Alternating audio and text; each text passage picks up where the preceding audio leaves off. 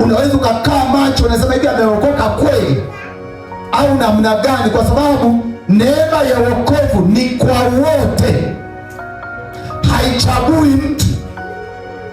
Hakuna mtu fulani mwenye sifa. Ni kipawa na ni zawadi ya Mungu mwenyewe.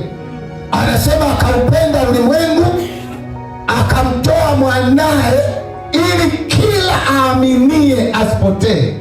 Kwa hiyo wokovu ni zawadi. Watumishi wa Mungu, amen. Na ndio maana baada ya kuokoka uone kwamba umepata hiyo zawadi ambayo Mungu alikusudia ili uipate. Halafu Biblia inasema baada ya kuokoka kuna matendo ambayo Mungu alishayatengeneza. Kumbe matendo Mungu alishayatengeneza. Ya namna gani baada ya kuokoka utakuwa uwe, namna gani baada ya kuokoka utakuwa kutembea, namna gani baada ya kuokoka utakuwa uishi. Hayo mambo Mungu alishayatengeneza. Ndio maana hakuna anayetakuwa kutengeneza leo. Watumishi wa Mungu, amen.